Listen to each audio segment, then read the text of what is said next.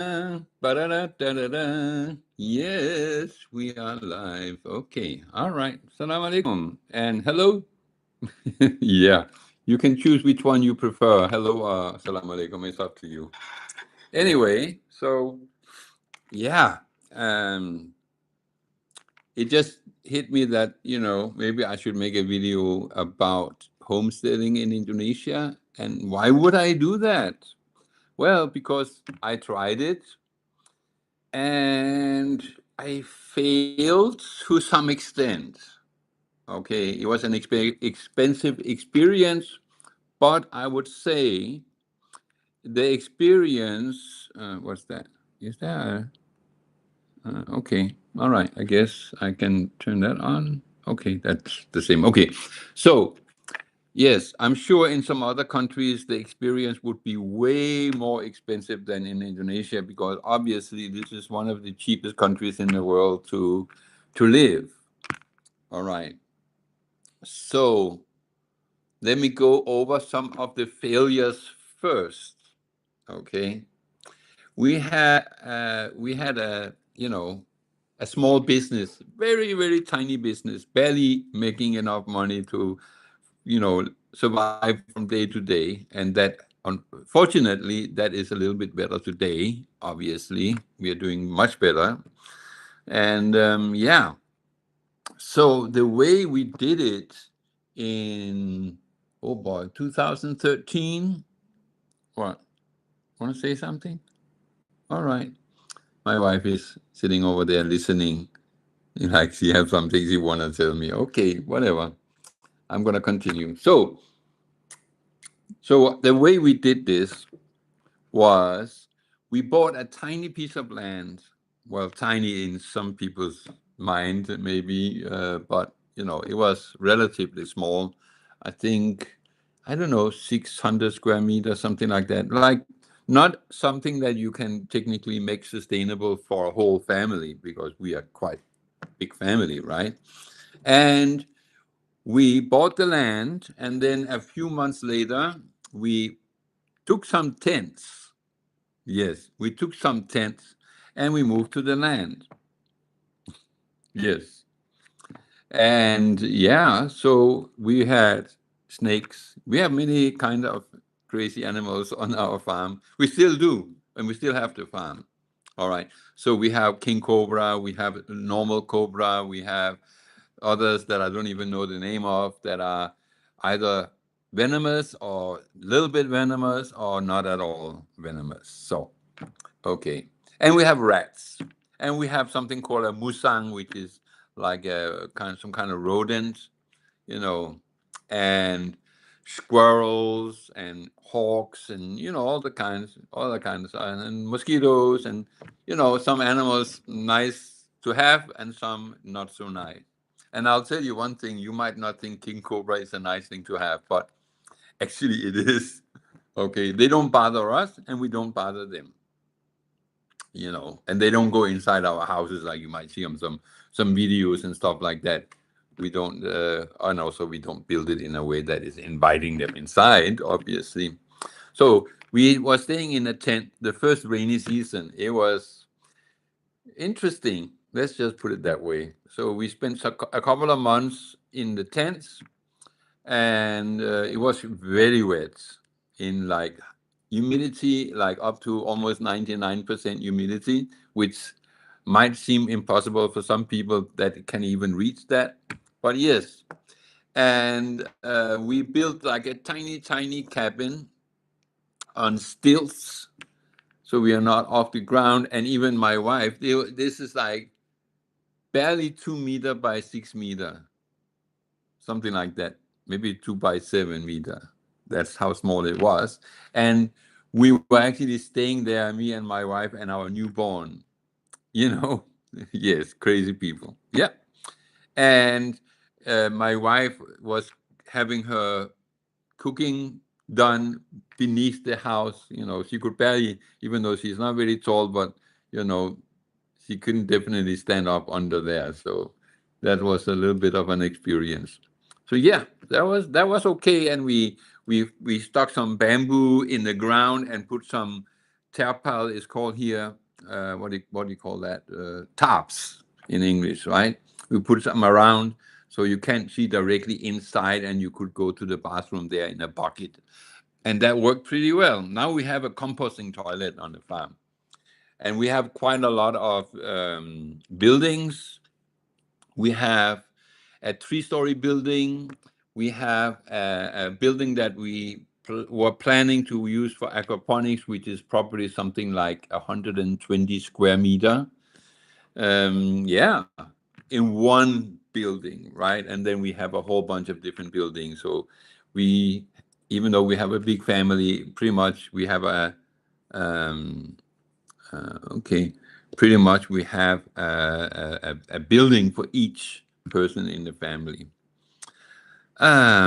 Yes, okay, where was I? So I was gonna say something about our failures. Okay, so we had no experience in farming whatsoever. So number one mistake was we just got some trees, fruit trees of different kinds. We stuck it in the ground, and not really considering the local vegetation would pretty much kill it by growing over it, and competing for nutrition in the ground and so on, and also the wrong time of the year maybe, and so on. So there's a lot of things when you are in a humid climate, subtropic, is it? Tropical climate, you have to think about the seasons. That's a very important thing. Like, for example, if you have sheep, goats, or something like that, you want to make sure that it delivers uh, right after the rainy season finish, so it has the whole of dry season to grow and be healthy, because it's going to have to to be strong for the next rainy season that comes after. So usually locally you would be making sure that the goats and sheep would mate right at the beginning or right before the rainy season, so the pregnancy would last approximately the same as the rainy season. So anyway, so that was one of the, and we also making another mistake. We're mixing goats with sheep, and that is actually increasing the chance of them to get sick. That's another thing we should have thought about. We made a lot of greenhouses out of bamboo that was eventually eaten by termites. And even my two sons had this nice little house that they had done there, which was eventually just falling apart because of termites. So that's another thing you have to consider. If you're using wood or bamboo to build, you have to make sure it has to, what is it? I forget the name. There's some acids and stuff like that. You can let it be in for a while to, kind of termite proof those materials. And that's another thing that we're going to be doing in the future. And we had a cow. Did we have two cows? At one point, we had two cows. We ended up selling them because, they were just not healthy enough. It was, we don't have the right conditions there. And right now, we don't have any animals left on our farm. Also because, we don't really have time. Pretty much almost the whole family is down in the city, running the business, making money, so we can, after we have learned all these mistakes, we learn from those mistakes and we don't repeat them. But we really know more about, first of all, to prepare animals, to get them at the right time, to give them the right kind of living conditions and all of those things, and also what to grow. Right. There's a lot of, even though, I took courses in permaculture and aquaponics and all kinds of, and we did have quite a good success with aquaponics, especially it was actually running quite well. And it was just a matter of, we were too busy to take care of the farm. That was really the reason why that was shut down. And we are going to put a lot of those things back, but where we are timing it better. All right.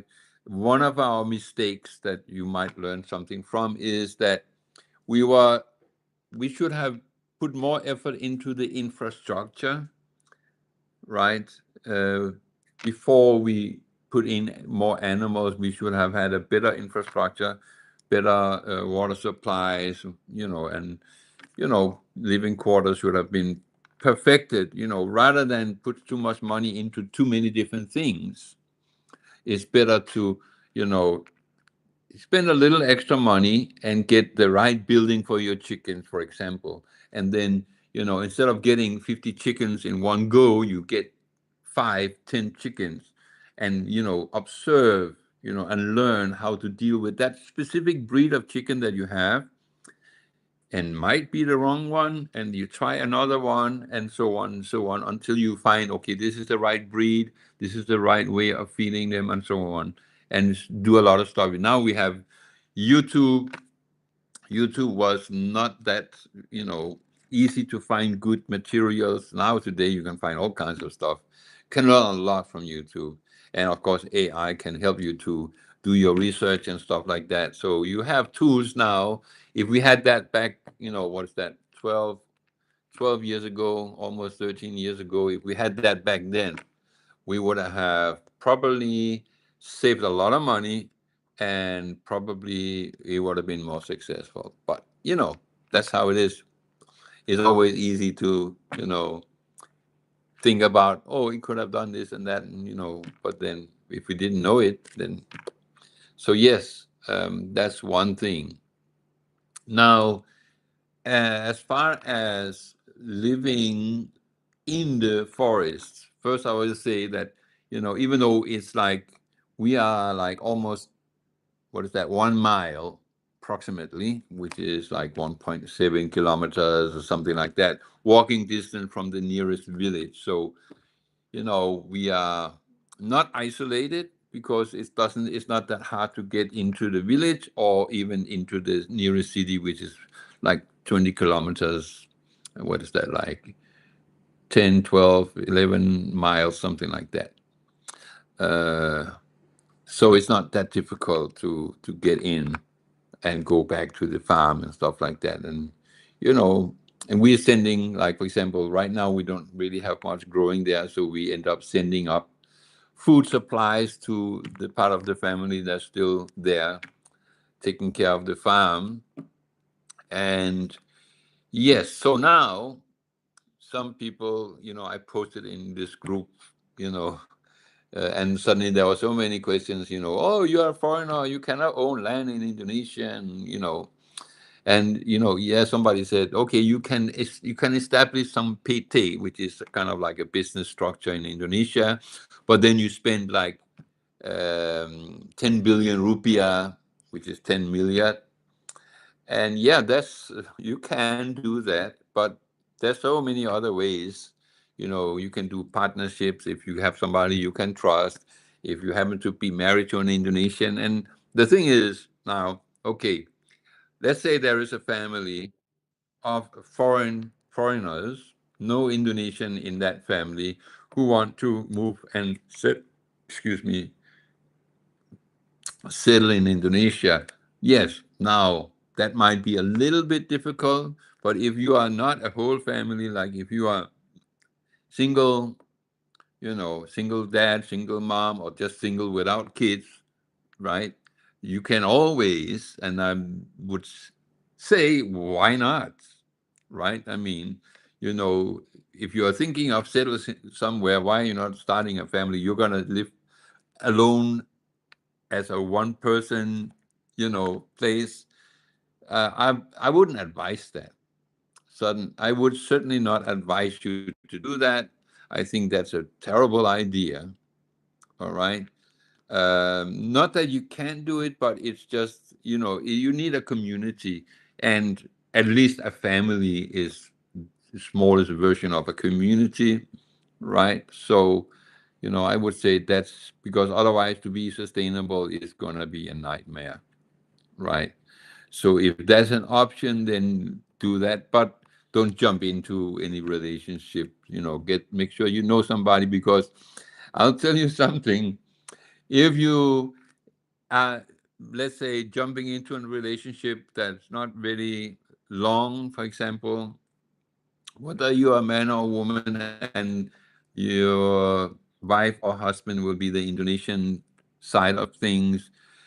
Um, yeah, and it doesn't really matter if they're Indonesian or Indonesian as far as this is concerned, but your relationship living on a farm, trying to be sustainable, unless you are filthy rich, basically, and you can pay to get much done, because you're going to have a lot of stress situation with your spouse, with your children. If you already have children, it's going to test you to the breaking point, right? So you need an extreme amount of patience and tolerance, because even the most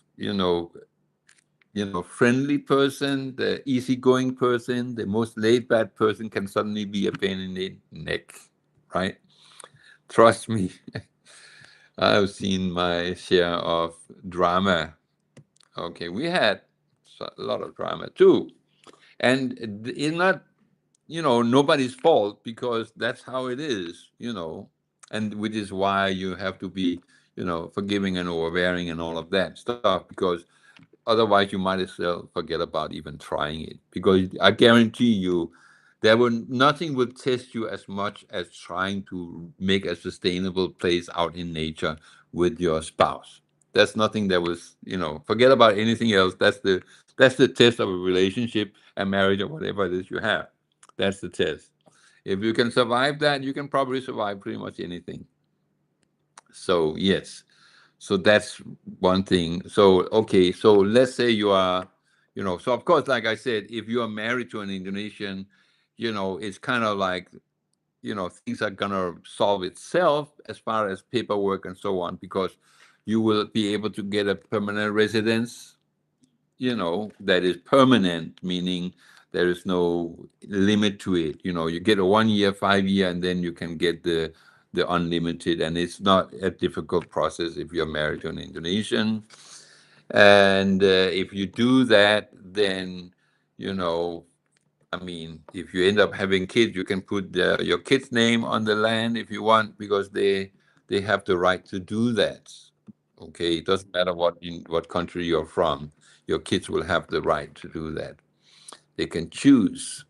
And if you're not, if you're a couple or a family that is not Indonesian, yes, there is some ways to do it. And some people are saying, "Oh, you're gonna spend so much money," but the fact is, there are ways around it, and I'm not going to go into details here, because then there will be people who will start arguing, "Oh, you cannot do that because that is not really the way it works," and stuff like. Because the fact is, even in Indonesia, you can be in West Java, in one of the areas of West Java, and they will, the rules are the rules. They are national rules. But even if every province have some kind of ways they follow the rules that might be different from one place to another place. So, I can't give you like step by step, this is what you're gonna do. But trust me, there are ways to do it. Okay, and there is also the whole thing with you can lease for 99 years or something like that. And if you don't have to do a PT. That's yeah, if you want to make a business, but then you might as well make a business that make money anyway, right? So, I mean, if I had the money, like if I was coming from abroad right now, this year, for example, well, this is the 3rd of January, right? But let's say I just arrived, and I have whatever money I had back in my own country, full-time job, and you might have saved up some money, you know, $50,000 or whatever you might have, or you know, I would I would definitely say that that's a possibility, right? That you could buy land and make that into a business. There is you know ways to do that. Even livestock. I mean, if you buy of course you plan everything properly. I'm not just saying you just buy some cows and put them on a land and boom, you're done. You need to know what you're doing. You need to learn about farming, and livestock and stuff like that. But you could have like our farm is 3 hectare, and 3 hectare we could probably put 30 cows, 25, at least 25 cows. And if you buy 10 cows, within a year you have 20 cows pretty much, right? So you take a couple of years, and then you get the milk from the cow. You sell you sell the milk, right? And then of course you have a rejuvenation of your stock, meaning that you will have some cows that's now been producing milk for 3, 4, 5 years, depending on the breed. Now you gotta have a new one, but they also get their calves, that you know whatever female cows you will have will be your next generation of milk makers. And you can get milk from, let's say, 20 cows, and selling milk from 20 cows, it can certainly cover your expenses and even more, for example. And like if you buy cows, let's say 25 million rupiah per cow, 20 cows, what is that? Let's see. That's 500 million rupiah, right? What is that in let's say euros, if you want to know that. Okay, 500 million. Okay, that is, oh, I forgot a couple of zeros there. Five, 1, 2, 3. Am I right there? Yeah, okay. So that would be about 30,000 US dollars. All right. So I would say you can make a dairy farm for between 50 to 60,000 US dollars in Indonesia. All right.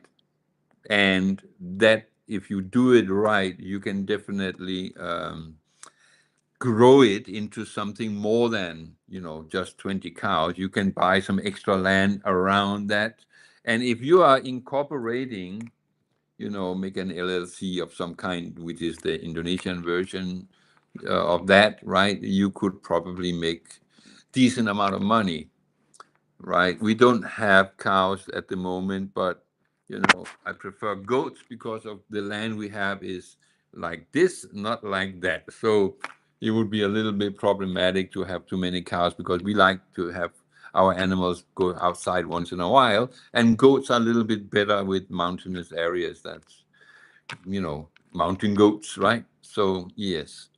So that's how we would do it, right? We would do it with goats, selling goat milk, and goat milk has a higher value than cow's milk. So actually, the investment is lower, but when you look at your money, you're gonna get more out of it. You have more heads of livestock than if you had cows. So if you have 20 cows, we might have 60 goats. So you'll get close to the same amount of milk, and similar with the profit. So yeah. So anyway, what else? What was the questions? Oh yeah, then all of this stuff like, is a Muslim country. Are they having strict rules? Somebody was saying something. A single woman, I think she was not so young. So obviously that also has something to do with it, as far as whether you're going to be hassled, dress code and all of that stuff. But um, Indonesia is quite, relaxed when it comes to those Islamic rules. I wouldn't worry about that. Compared to many Muslim countries, that is probably one of the easiest to, you can go to the beach in Indonesia. I mean, everybody heard about Bali and what, they go, and tourism is a huge industry in Bali, right? And Lombok and some other places. So, I mean, it's the same country as, I'm in Java, but it's the same country, right? So, it's funny people would even ask that when everybody knows that Bali is, I mean, I'm a Muslim. I wouldn't want to go to Bali and take my family there because, it's not, it's too westernized, in my opinion, right? It's too freely, people do what they want to do, right? Yes, and yeah, bikinis everywhere and stuff like that. Nah, no, thank you. Not for me and not for my family. We'd like, a little bit more conservative lifestyle. And so, yeah, I wouldn't worry about that too much.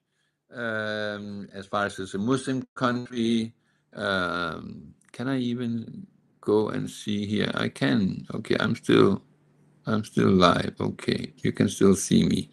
Yeah, let me go through some of those questions here. Um, let's see. Okay, so like I said, somebody said you're not allowed to buy land or work officially unless you invest an extremely large sum and establish a company. Well, you could also, I mean, as far as working is concerned, you could also, get a job as an English teacher. There are plenty of jobs for that particular purpose. If you're from Australia, Ireland, UK, US, Canada, a whole bunch of countries. So, and yes, you can lease land, all right, but you cannot conduct business or trade. Well, you can, there are so many ways. Indonesia is not that difficult when it comes to that. Lone woman, Indonesia is friendly for women, but still have to be careful wherever you are. Well, that's the case everywhere in the world. You have to be careful, because, of course, if you're going at night somewhere, you can be hassled by people, you know. But I tell you, by the way, crime is extremely low in Indonesia compared to most of the world. So, yes. Okay. All right. What else? What is the availability and quality of the medical healthcare? Well, in most big cities, they have international hospitals, so it's available. And some people they go to Thailand. They take a couple of hours flight to Thailand, depending on what you need. Of course, if it's emergency care, you wouldn't book a ticket because that takes too long to go to another country, but you would probably go to the hospital because the emergency care is pretty much the same thing anywhere, right? Job opportunities here, yes, there are many jobs in the language and also in management if you have certain skills. So, and there is also that digital nomad opportunity that you can use for quite a while. Somebody says Indonesian language is one of the easiest in the entire world to learn. Not for me, but yeah, maybe for some people. I mean, I see a lot of foreigners speaking Indonesia quite well after some few months. Let's see. Jogja is also beautiful. They had some Indonesian commenting. Of course, they will always say that their country is nice. And somebody said he doesn't respond to comments. I can't respond because I haven't been in that group long enough. We're in Indonesia, please. Okay. Okay. For those people, we are in East Java. I know I'm not going to give you my address, right? Close to Malang. That's all. And I have a skincare company. Uh, tu- tu- tu- tu- tu. Yeah, somebody have installed septic tank, drilled wells, and yes, somebody who have some of those manual labor skills such as you know um, building and stuff like that. You will definitely have advantage when you if you try to make a homestead here in Indonesia. I do have a little bit of skills, so it did help us in what we are doing. But I learned a lot from the failures too. Let's see. I thought Bali was super nice. It was. You're right. It was. Where in Indonesia? Okay. Okay. So there's a lot of foreigners commenting on it that have good experiences in Indonesia and so on. Let's see. Foreigners cannot have land in Indonesia. Yeah, no, we can, but there's a way around it. Do, do, do, do, do. Okay. Yeah, I guess that's pretty much all the comments. So yeah. So anyway, I guess that's where. Hey, where's my live? Oh, there we go. Okay. So yeah, if you have any questions about this whole idea, okay, I can say after having all the mistakes, and I would have said probably 80% of these mistakes we could have avoided by involving somebody who had experience, in this particular country and climate, because there's a lot of things that are different because you are in another climate. You know, that's another thing, right?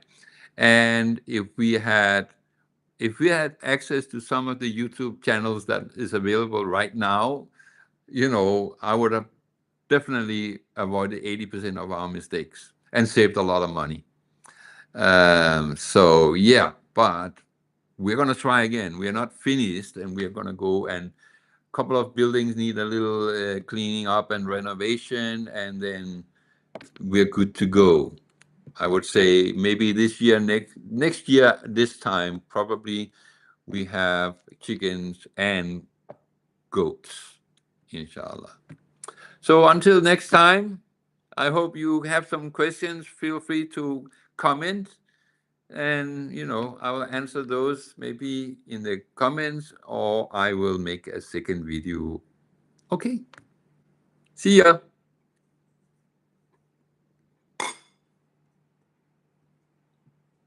That's funny.